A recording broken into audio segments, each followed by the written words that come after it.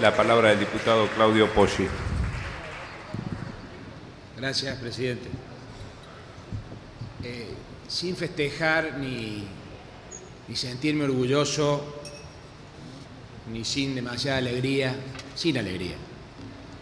Mi voto será a favor del proyecto de ley que giró el Poder Ejecutivo Nacional con las incorporaciones que se hicieron en la comisión y con las incorporaciones que, según lo manifestó el presidente de la Comisión de Presupuesto y Hacienda, se harán en el recinto con el límite del endeudamiento muy importante y con la creación de la Comisión Bicameral de Seguimiento Parlamentario.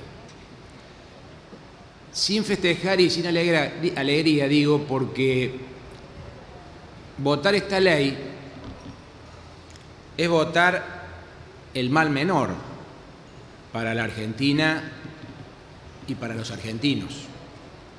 Si intereses usurarios siguen corriendo y en algún momento para reinsertarnos al contexto del financiamiento mundial hay que pagar, bueno, pagar hoy, darle un corte, es el mal menor para la Argentina. Pero permítanme realizar una reflexión especial respecto de la deuda pública, que incluye la deuda externa, y que en diferentes alocuciones ya se ha dicho en este recinto. La deuda pública en la Argentina, desde hace muchos años, siempre estuvo impregnada de oscurantismo, de falta de transparencia, manejada siempre entre cuatro paredes por él o los funcionarios de turno del Gobierno Nacional, a espaldas del pueblo, es decir, sin un tratamiento republicano tal cual lo establece la Constitución Nacional. Y como todo lo que se hace mal termina mal, la deuda pública argentina, a medida que pasaron los años, siempre se fue legitimando, siempre siguió creciendo ininterrumpidamente y nunca tuvo como destino principal la inversión en bienes de capital, que es el único uso que uno podría dar a un endeudamiento internacional. Digo que la deuda pública se fue legitimando porque cada operativo que se hacía sobre la deuda, que normalmente terminaba ratificada a libro cerrado por el Congreso, llámese blindaje, megacanje, reestructuración, quita, siempre terminó legitimando la deuda.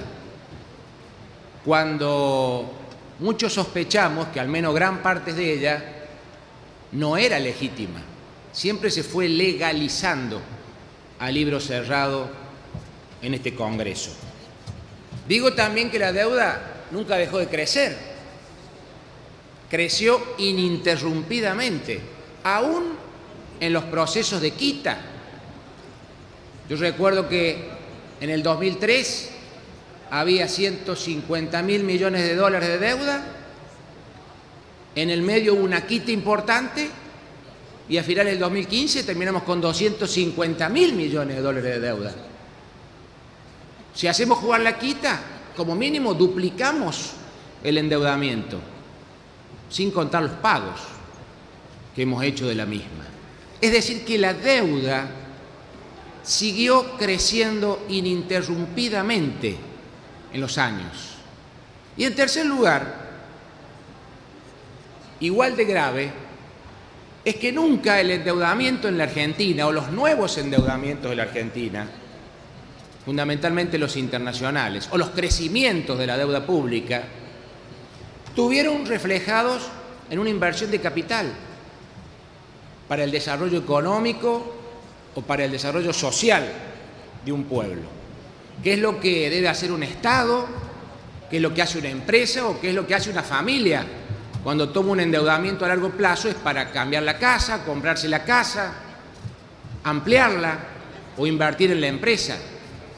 Ese es el único endeudamiento a largo plazo que un Estado, una empresa o una familia debe tomar.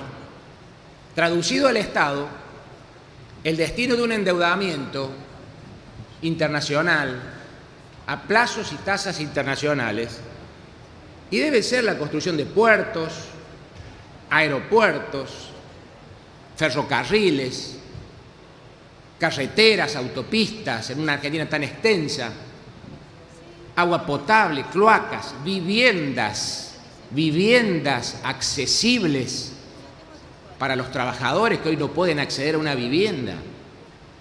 Miren si no hay destinos, educación, proyectos educativos, la educación como clave del progreso de una comunidad, de una nación.